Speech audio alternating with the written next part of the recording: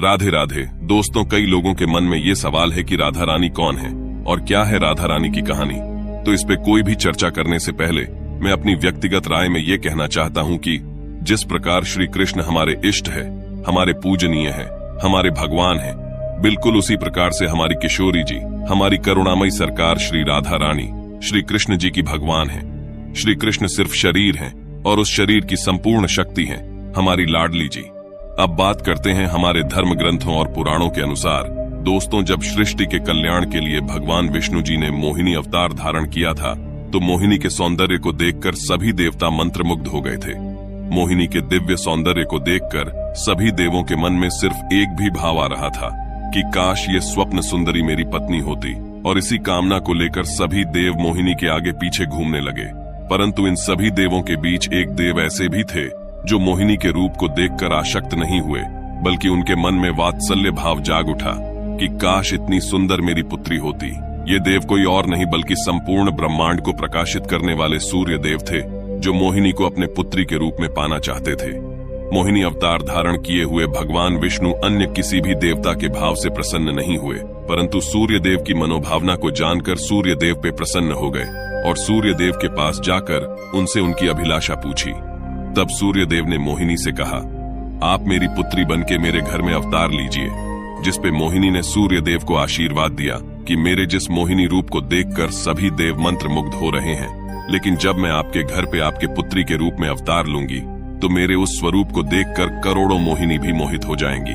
कालांतर में वही सूर्य देव वृषभानु के रूप में धरती पे अवतरित हुए थे, परंतु अभी तक भगवान ने सूर्य देव के पुत्री के रूप में अवतार नहीं धारण किया था, जिस वजह से सूर्य देव ने ब्रह्मदेव की कठोर तपस्या की और उनसे कहा, हे प्रभु, अपने मोहिनी अवतार के दौरान भगवान ने मेरे पुत्री के रूप में अवतरित होने का वरदान मुझे प्रदान किया था।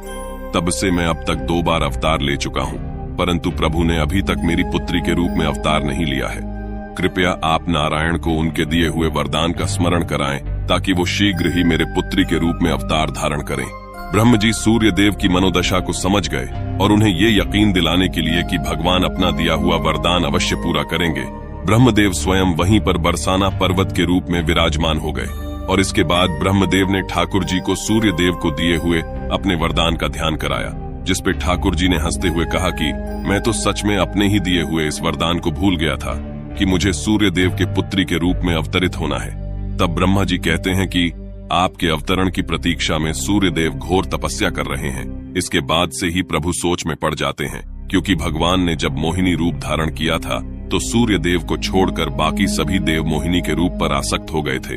केवल सूर्य देव ने ही मोहिनी रूप पे वात्सल्य भाव प्रकट किया था और सूर्य देव ने वरदान में भी यही मांगा था कि उन्हें ऐसी दिव्य पुत्री की प्राप्ति हो जो मोहिनी की तरह ही सुंदर हो, परंतु उसके रूप को देखकर कोई आसक्त ना हो, बल्कि सभी मेरी पुत्री पे वात्सल्य भाव ही प्रकट करें, अर्थात उनकी पुत्री के रूप के आगे काम भावना की हार हो और वात्सल्य भाव की जीत हो। अतः ठाकुर जी अब इस सोच में डूब गए कि सूर्य देव की पुत्री का स्वरूप कैसा होना चाहिए।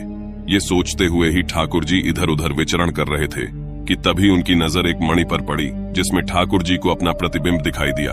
दोस्तों, ठाकुर जी अपना प्रतिबिंब नहीं देखते हैं। ऐसी मान्यता है कि ठाकुर जी जब भी अपना प्रतिबिंब देखते हैं तो वे स्वयं पर ही मोहित हो जाते हैं, परंतु इस बार जब ठाकुर जी ने अपना प्रतिबिंब देखा तो उन्होंने अपने प्रतिबिंब को स्थिर कर दिया और फिर स्वयं से ही अपने उस प्रतिबिंब का श्रृंगार करने लगे। सर्वांगीण श्रृंगार करने के बाद अब बारी थी श्याम रंग को गौर वर्ण करने की, और जैसे ही ठाकुर जी ने अपने प्रतिबिंब का स्वरूप श्याम रंग से गौर रंग का किया, ऐसा प्रतीत हुआ जैसे शरद पूर्णिमा के हजारों चांद का तेज उस प्रतिबिंब में उतर आया हो।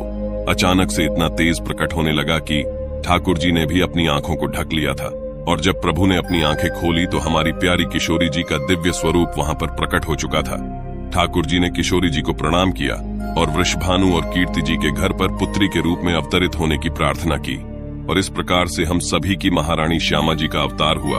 और इसी वजह से कहा जाता है कि राधा कृष्ण 2 अलग लोग नहीं बल्कि एक ही हैं, क्योंकि हमारी माई श्यामा जी भगवान से ही अवतरित हुई हैं, और इसीलिए भगवान कृष्ण सिर्फ शरीर हैं और उनकी समस्त शक्ति हमारी माई श्यामा जी है। तभी तो कहा गया है कि एक प्राण 2 देही राधा संग सनेही, अर्थात 2 शरीर होके भी ये दोनों लोग एक ही हैं, और जहाँ राधा रानी होती हैं वहीं कृष्ण जी भी होते हैं। एक के बिना दूसरे का कोई अर्थ और महत्व नहीं है। दोनों लोग ही एक दूसरे के पूरक हैं। दोस्तों, कमेंट में राधा कृष्ण जरूर लिखें। यदि आप हमारे चैनल पर पहली बार आए हैं तो चैनल को सब्सक्राइब कर नोटिफिकेशन बेल को ऑन कर दीजिए, क्योंकि हम आपके लिए ऐसे ही रोचक जानकारी भरे वीडियो हमेशा लाते रहते हैं। भगवान श्री कृष्ण की पराशक्ति और जगत जननी श्री राधा रानी ब्रज के कण कण में व्याप्त हैं। श्री कृष्ण का नाम राधा रानी जी के बिना नहीं लिया जाता है। श्री कृष्ण राधा रानी के बिना अधूरे हैं। श्री कृष्ण में श्री शब्द राधा रानी के लिए ही प्रयुक्त हुआ है। दोनों एक ही भाव के दो रूप हैं, एक गौर हैं तो दूसरे श्याम। भाद्रपद की कृष्ण पक्ष की अष्टमी को भगवान श्री कृष्ण का जन्म हुआ तो शुक्ल पक्ष की अष्टमी को उनकी शक्ति श्री राधिका जी का, राधाष्टमी को पूरा ब्रज राधे राधे कह उठता है। कथा के अनुसार श्री राधा रानी जी का जन्म आज से लगभग 5000 साल पहले पवित्र नगरी मथुरा के गोकुल महावन के निकट बरसाने से करीब 50 किलोमीटर दूर रावल गांव में ब्रज के राजा वृषभानु और कीर्ति देवी के घर हुआ था। ब्रह्मवैवर्त पुराण की एक पौराणिक कथा के अनुसार श्री कृष्ण के साथ राधा रानी गोलोक में रहती थीं। एक बार उनकी अनुपस्थिति में श्री कृष्ण अपनी दूसरी पत्नी विरजा के साथ घूम रहे थे। तभी वहां राधा रानी आ गईं और विरजा पर नाराज होकर राधा रानी वहां से चली गईं। श्री कृष्ण के सेवक और मित्र श्री दामा को राधा रानी का यह व्यवहार ठीक नहीं लगा और वे राधा रानी को भला बुरा कहने लगे, जिसपे राधा रानी ने क्रोधित होकर श्री दामा को अगले जन्म में शंखचूड़ नामक राक्षस बनने का श्राप दे दिया। इस पर श्री दामा ने भी उनको पृथ्वी लोक पर मनुष्य रूप में जन्म लेकर 100 वर्ष तक कृष्ण वियोग का श्राप दे दिया। राधा रानी को जब श्राप मिला था तब श्री कृष्ण ने उनसे कहा था कि तुम्हारा मनुष्य रूप में जन्म तो होगा, लेकिन तुम सदैव मेरे पास रहोगी। इसके बाद राधा रानी की माँ देवी कीर्ति जी, जिन्हें एक पुत्री रत्न की कामना थी, वो हर रोज यमुना में स्नान करते हुए भगवान से एक पुत्री प्राप्ति की प्रार्थना किया करती थीं। एक दिन जब कीर्ति जी यमुना नदी के पास पूजा कर रही थीं, तभी यमुना जी से एक सुंदर और दिव्य कमल पुष्प प्रकट हुआ। उस कमल पुष्प से बड़ा दिव्य प्रकाश निकल रहा था। देवी कीर्ति और उनके पति राजा वृषभानु ने देखा कि उस कमल पुष्प के भीतर एक दिव्य कन्या मुस्कुरा रही है, जिसके नेत्र बंद थे। उस कन्या को देखकर देवी कीर्ति जी और उनके पति राजा वृषभानु दोनों बहुत प्रसन्न हुए और उस दिव्य कन्या को अपनी प्रथम संतान के रूप में अपने घर ले आए। दोस्तों, ये दिव्य कन्या कोई और नहीं बल्कि ठाकुर जी की परम शक्ति श्री राधा रानी जी थीं। कुछ विद्वान मानते हैं कि राधा रानी का जन्म यमुना के निकट स्थित रावल ग्राम में हुआ था और बाद में उनके पिता बरसाना में बस गए, लेकिन अधिकतर विद्वान मानते हैं कि राधा रानी का जन्म बरसाना में ही हुआ था। राधा जी के जन्म की सबसे लोकप्रिय कथा यह है कि जब वृषभानु जी को सुनहरे कमल में लेटी हुई राधा रानी मिली तो वृषभानु जी उन्हें घर लेकर आए, लेकिन वह बालिका आंखें खोलने को तैयार ही नहीं थी। पिता और माता ने समझा कि वे देख नहीं सकती, लेकिन प्रभु लीला ऐसी थी कि राधा रानी सबसे पहले श्री कृष्ण को ही देखना चाहती थीं। जब बाल रूप में श्री कृष्ण जी से उनका सामना हुआ तो उन्होंने आंखें खोल दी।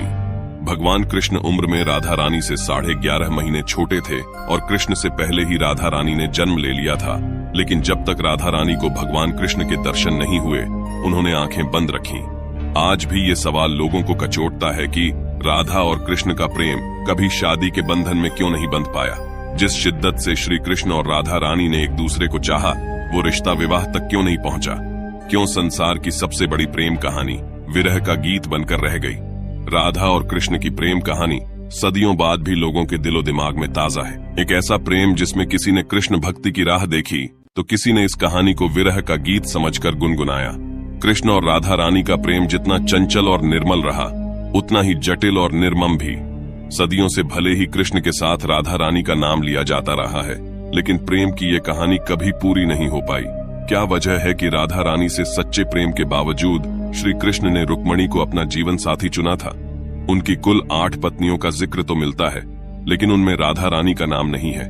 इतना ही नहीं, कृष्ण के साथ तमाम पुराणों में भी राधा रानी का नाम नहीं मिलता है। राधा रानी का नाम भगवत गीता से लेकर महाभारत तक कहीं नहीं मिलता है। कहते हैं कि राधा रानी को कृष्ण से विरह का श्राप किसी और से नहीं बल्कि सुदामा से मिला था। वही सुदामा जो कृष्ण के सबसे प्रिय मित्र थे। सुदामा के इस श्राप के चलते ही 11 साल की उम्र में कृष्ण को वृंदावन छोड़कर मथुरा जाना पड़ा था। श्री कृष्ण और राधा रानी गोलोक में एक साथ निवास करते थे। एक बार राधा रानी की अनुपस्थिति में श्री कृष्ण विरजा नामक की एक गोपिका के साथ विहार कर रहे थे। तभी वहां राधा आ पहुंची और उन्होंने कृष्ण और विरजा को अपमानित किया। कृष्ण के मित्र सुदामा जी भी वहीं पे मौजूद थे। उन्हें राधा रानी का ये व्यवहार अच्छा नहीं लगा और उन्होंने राधा रानी को उनके इस व्यवहार के लिए अपशब्द बोले, जिससे क्रोधित होकर राधा रानी ने विरजा को धरती पर दरिद्र ब्राह्मण होकर दुख भोगने का श्राप दे दिया और सुदामा को भी श्री कृष्ण से दूर होने का और असुर रूप में धरती पर जन्म लेने का श्राप दे दिया। सुदामा भी कृष्ण के मित्र होने के साथ साथ कृष्ण के बहुत बड़े भक्त थे। उन्हें कृष्ण से अलग होना स्वीकार नहीं था, पर राधा रानी के श्राप के बाद उन्हें कृष्ण से अलग होना पड़ा था। लेकिन कृष्ण वियोग का श्राप पाकर सुदामा स्वयं को अपमानित महसूस कर रहे थे और कृष्ण से वियोग की सोचकर दुखी हो रहे थे, जिसके बाद सुदामा जी ने भी उसी वक्त राधा रानी को श्री कृष्ण से बरसों तक विरह का श्राप दे दिया। श्री कृष्ण की होकर भी उनकी न हो पाने का मलाल राधा रानी को हमेशा रहा। जब कृष्ण वृंदावन छोड़कर जा रहे थे, तब राधा रानी ने कृष्ण से खुद को अपनी पत्नी बनाने का निवेदन किया, पर कृष्ण ने कोई जवाब नहीं दिया, न ही पलटकर राधा रानी की तरफ देखा। जिस पे दुखी होकर राधा रानी ने कृष्ण से विवाह न करने कारण पूछा, तो कृष्ण वहां से बिना कुछ कहे ही जाने लगे, जिस पे राधा रानी क्रोधित हो गईं और चिल्लाकर ये सवाल दोबारा किया। राधा रानी के क्रोध को देख कृष्ण मुड़े तो राधा रानी भी हैरान रह गईं, क्योंकि श्री कृष्ण पूरी तरह राधा रानी के ही रूप में थे। राधा रानी समझ गईं कि वो भी कृष्ण ही हैं और कृष्ण भी राधा ही हैं, दोनों में कोई फर्क नहीं है। राधा रानी कृष्ण की न होकर आज भी उनके साथ पूजनीय है। राधा कृष्ण के प्रेम की ये कहानी अधूरी होकर भी अमर है। हालांकि कुछ पौराणिक मान्यता ऐसी भी है जिसमें राधा रानी और श्री कृष्ण के विवाह का वर्णन है। ब्रजमंडल में ही भांडीरवन नाम की एक जगह इस बात का गवाह है कि राधा रानी और श्री कृष्ण का विवाह हुआ था। ब्रह्म वैवर्त पुराण और गर्ग संहिता में राधा रानी और श्री कृष्ण के विवाह का उल्लेख मिलता है। इसके मुताबिक खुद ब्रह्मा जी ने राधा रानी और श्री कृष्ण की शादी कराई थी। इस कथा के मुताबिक जब श्री कृष्ण छोटे थे, तब नंद बाबा उन्हें गायों को चराने के लिए साथ ले गए थे। दिन ढलने के साथ नंद बाबा थक गए, इसलिए वह एक पेड़ के नीचे लेट गए और उनकी आंख लग गई। कुछ देर बाद उनकी आंखें खुली तो सूरज ढल चुका था और चारों तरफ अंधेरा हो गया था। नंद बाबा डर गए। तभी उन्हें दूर से एक रोशनी दिखाई दी। एक गोपी उनकी ओर बढ़ रही थी। वो गोपी और कोई नहीं बल्कि श्री राधा रानी थी। राधा रानी ने देवी का रूप धारण किया था। नंद बाबा राधा रानी को जानते थे, इसलिए उन्होंने नन्हे कान्हा को राधा रानी को सौंप दिया और कहा कि वह सही सलामत उसे घर ले जाकर यशोदा माँ को दे दें। फिर नंद बाबा अपनी गायों को लेकर वहां से चले गए। राधा रानी ने नन्हे कान्हा को प्यार से गाल पर चूमा। तभी एक चमत्कार हुआ और राधा की गोदी से नन्हे कान्हा गायब हो गए। कुछ ही पल में राधा रानी के सामने नन्हे कान्हा कृष्ण भगवान के रूप में प्रकट हुए और उन्होंने राधा रानी से अपने प्रेम को अभिव्यक्त किया। राधा रानी भी श्री कृष्ण से प्रेम करती थीं, मगर वह कृष्ण को खोने से डरती थीं। श्री कृष्ण ने राधा रानी को थोड़ी देर रुकने के लिए कहा। कुछ ही समय में ब्रह्मा जी वहां प्रकट हुए और उन्होंने मंत्रोच्चार किया और अग्निकुंड के साथ राधा रानी और श्री कृष्ण का गंधर्व विवाह संपन्न किया। विवाह होने के बाद ब्रह्मा जी चले गए। नव विवाहित युगल ने हंसते खेलते कुछ समय यमुना के तट पर बिताया। अचानक भगवान कृष्ण फिर से शिशु रूप में आ गए। राधा जी का मन तो नहीं भरा था, पर वे जानती थीं कि श्री हरि भगवान की लीलाएं अद्भुत हैं। वे शिशु रूपधारी श्री कृष्ण को लेकर माता यशोदा के पास गई और कहा कि रास्ते में नंद बाबा ने उन्हें बालक कृष्ण को उन्हें देने को कहा था। राधा जी उम्र में श्री कृष्ण से बड़ी थीं। राधा प्रेम का प्रतीक थीं और कृष्ण राधा के बीच दैहिक संबंधों की कोई भी अवधारणा शास्त्रों में नहीं है, इसलिए इस प्रेम को आध्यात्मिक प्रेम की श्रेणी में रखते हैं। दोस्तों, भगवान श्री कृष्ण की जन्मस्थली मथुरा से करीब 30 किलोमीटर दूर मांड तहसील में स्थित भांडीरवन में एक अनोखा मंदिर है। इस मंदिर में श्री कृष्ण और राधा रानी की मूर्ति है। इस मंदिर की खास बात यह है कि यहाँ की मूर्ति में श्री कृष्ण के हाथों में बांसुरी नहीं है, बल्कि श्री कृष्ण और राधा रानी दूल्हा दुल्हन का वेश धारण किए हुए हैं और ब्रह्मा जी उन्हें आशीर्वाद दे रहे हैं। एक अन्य कथा की माने तो श्री कृष्ण और राधा में बहुत ही गहरा प्रेम था। ऐसे में श्री कृष्ण ने अपनी माँ यशोदा से कहा कि मैं राधा से विवाह करना चाहता हूँ। ये सुनकर यशोदा मैया ने कहा कि राधा तुम्हारे लिए ठीक लड़की नहीं है। पहला तो यह कि वह तुमसे बड़ी है और दूसरा यह कि उसकी मंगनी रायाण से पहले ही हो चुकी है और वह कंस की सेना में है जो अभी युद्ध लड़ने गया है। जब वह वापस आएगा तो राधा का उससे विवाह हो जाएगा। जिसके बाद श्री कृष्ण बहुत ही शोक से भर गए थे और अपने कर्तव्य पथ से विचलित हो गए थे। तब ऋषि गर्ग ने उन्हें बताया कि तुम्हारा जन्म किसी महान लक्ष्य के लिए हुआ है, इसलिए इस शोक को त्याग के वो कर्म करो जिस कारण से तुमने कृष्ण का अवतार धारण किया है। इसी के बाद श्री कृष्ण को राधा रानी को छोड़कर मथुरा जाना पड़ा। भगवान श्री कृष्ण ने मथुरा जाने से पहले राधा रानी को अपनी मुरली दे दी थी। राधा रानी ने इस मुरली को बहुत ही संभाल कर रखा था और जब भी उन्हें श्री कृष्ण की याद आती तो वह यह मुरली बजा लेती थी। श्री कृष्ण भी राधा रानी की याद में मोर पंख लगाते थे और वैजयंती माला पहनते थे। दोस्तों, ब्रह्मवैवर्त पुराण के प्रकृति खंड 2 के अध्याय 49 के श्लोक 39 और 40 के अनुसार राधा रानी जब बड़ी हुई तो उनके माता पिता ने रायाण नामक एक वैश्य के साथ उनका संबंध निश्चित कर दिया। उस समय राधा रानी ने घर में अपनी छाया को स्थापित कर दिया और खुद अंतर्ध्यान हो गईं। राधा रानी के उसी छाया के साथ रायाण का विवाह हुआ था। रायाण भगवान श्री कृष्ण की मां यशोदा का सगा भाई था। रायाण को रापाण और अनेघोष के नाम से भी जाना जाता था। दोस्तों, श्री कृष्ण जब वृंदावन को छोड़कर मथुरा चले गए तो जाने से पहले उन्होंने संपूर्ण वृंदावन की जिम्मेदारी राधा रानी को सौंपते हुए कहा था कि राधे, आज से इस संपूर्ण ब्रजमंडल की आप ही अधिष्ठात्री देवी होंगी और आपकी इच्छा के विरुद्ध वृंदावन में कुछ भी कर पाना संभव नहीं होगा। जिसके बाद कृष्ण वहां से सदैव के लिए चले गए, जिसके बाद राधा रानी का कृष्ण से मिलना और देखना दुर्लभ हो गया। पर एक बार राधा रानी कृष्ण से मिलने कुरुक्षेत्र में आई थीं और वहां उन्होंने कृष्ण से वृंदावन आने का आग्रह भी किया था। जिसके बाद कृष्ण अपनी बहन सुभद्रा और बड़े भाई बलराम जी के साथ वृंदावन आए थे। कृष्ण के वृंदावन आने की खुशी में सारा ब्रजमंडल खुशी से झूम उठा और सभी ने कृष्ण, सुभद्रा और बलराम जी को रथ पर बैठाकर स्वयं ही रथ को खींचते हुए पूरे वृंदावन का भ्रमण करवाया था। और इसी के बाद से ही वृंदावन और जगन्नाथ पुरी में रथ यात्रा की शुरुआत भी हुई थी। इसके बाद श्री कृष्ण और राधा रानी की अंतिम मुलाकात द्वारिका नगरी में हुई थी। अपने सारे कर्तव्यों का निर्वाह करने के बाद राधा रानी द्वारिका नगरी गई थी और अपना बाकी का समय वहीं बिताने की इच्छा कृष्ण से जताई थी। राधा रानी को देख के कृष्ण भाव विभोर हो गए और राधा रानी को अपने महल में ही देविका के पद पर नियुक्त कर दिया था। राधा रानी वहां अपने देविका के कर्तव्य का पालन भी करती थी और अपने प्रिय कृष्ण के दर्शन भी कर लेती थी। पर समय के साथ कृष्ण राजपाठ में बहुत ज्यादा व्यस्त हो चुके थे, जिस कारण वो राधा रानी से नहीं मिल पाते थे। राधा रानी को ये दुख और भी विचलित करता था। जिसके बाद अंत में राधा रानी ने द्वारिका महल को भी छोड़ दिया और एकांत में जीवन व्यतीत करने लगी। द्वारिका से जाने के पूर्व राधा रानी ने श्री कृष्ण से वचन लिया कि वो जब भी कृष्ण को याद करेंगी तो कृष्ण को उनके पास आना ही होगा। जिसके बाद राधा रानी वहां से चली गई और एकांकी जीवन व्यतीत करने लगी। अपने प्रिय कृष्ण के वियोग में राधा रानी हमेशा रोती रहती थी। देखते ही देखते वो समय भी आ गया जब राधा रानी को अपनी लीला समाप्त करनी थी और यही वो समय था जब राधा रानी ने श्री कृष्ण को याद किया। राधा रानी की पुकार सुनते ही श्री कृष्ण वहां पहुंचे और अपनी राधा रानी की अवस्था को देखकर उनके आंखों से अश्रुओं की धारा बहने लगी।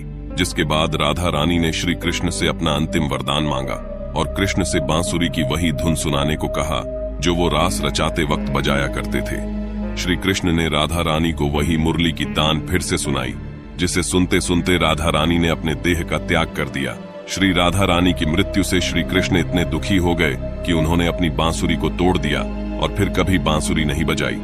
इस प्रकार से सृष्टि की ये दिव्य प्रेम कथा सदैव के लिए अमर हो गई। राधा रानी का पर्याय कृष्ण और कृष्ण का पर्याय राधा रानी बन गई। राधा रानी के नाम की महिमा की बखान शब्दों में तो की ही नहीं जा सकती है। लाडली जी का स्वभाव इतना सहज और इतना प्रेममय है कि वो अपने भक्तों को, अपने बच्चों को हर गलती के लिए क्षमा कर देती है और सदैव उनकी रक्षा करती रहती है। राधा रानी के नाम की अपार महिमा को बताते हुए श्री कृष्ण कहते हैं, रा शब्दम कुर्वतस्त्रस्तो ददामी भक्तिमुत्तमाम, धा शब्दम कुर्वतः पश्चाद यामी श्रवण लोभतः। हमारे ठाकुर जी भी कहते हैं कि किसी के मुख से रा शब्द सुनते ही मैं उसे भक्ति प्रदान करता हूँ और धा शब्द सुनते ही श्री राधा रानी का नाम सुनने के लालसा में उसके पीछे पीछे चला जाता हूँ। ये महिमा है हमारे लाडली जी के नाम की। संपूर्ण ब्रह्मांड के स्वामी भी हमारी किशोरी जी के नाम को सुनने के लिए सदैव लालायित रहते हैं और निरंतर राधा रानी के नाम का जप करने वाले पे सहज ही प्रसन्न होकर उसे सर्वस्व प्रदान कर देते हैं। हमारे ठाकुर जी कहते हैं, मम नाम शतेनैव राधा नाम सकृत समम, यह स्मृते सर्वदा राधा न जाने तस्य किम फलम। जिस भक्त ने मेरे 100 नाम का स्मरण किया और श्री राधा रानी का एक बार नाम लिया, दोनों का फल एक समान होगा। लेकिन जो भक्त सदा सर्वदा राधा नाम का जाप करते हैं, उनको क्या फल मिलता है मैं भी नहीं जानता। श्री राधा रानी को कृष्ण वल्लभा कहा गया है। वह श्री कृष्ण की भी अधिष्ठात्री देवी है। श्री कृष्ण से मिलने की जो राह बता दे वह है राधा रानी। राधा रानी के नाम के बिना श्री कृष्ण का नाम भी अधूरा माना गया है। राधा नाम जपने से श्री कृष्ण जल्दी प्रसन्न हो जाते हैं। राधा रानी के नाम की महिमा है कि माना जाता है कि रा सुनते ही सभी रोग मिट जाते हैं और धा सुनते ही सब बंधन छूट जाते हैं। ऋग्वेदीय परंपरा के राधोपनिषद में सनकादि ऋषियों ने ब्रह्मा जी से जब परम शक्ति के विषय में प्रश्न किया, तब ब्रह्मा जी ने वृंदावन अधीश्वर श्री कृष्ण को सर्वेश्वर स्वीकार करते हुए उनकी प्रिय शक्ति श्री राधा रानी को सर्वश्रेष्ठ व आह्लादिनी शक्ति कहा है। भगवान श्री कृष्ण द्वारा आधारित होने के कारण उनका नाम राधिका पड़ा। श्री कृष्ण परब्रह्म परमात्मा है और राधा रानी उनकी पराशक्ति है। कृष्ण और राधा एक ही हैं। कृष्ण शब्द हैं तो राधा अर्थ हैं। कृष्ण गीत हैं तो राधा संगीत हैं। कृष्ण वंशी हैं तो राधा स्वर हैं। कृष्ण समुद्र हैं तो राधा तरंग हैं। कृष्ण फूल हैं तो राधा सुगंध हैं। नारद पंचरात्र के ज्ञानामृत सार के अनुसार राधा और कृष्ण एक ही शक्ति के दो रूप हैं। पद्म पुराण में कहा गया है कि राधा रानी श्री कृष्ण की आत्मा है। श्री कृष्ण ही राधा जी के पति हैं।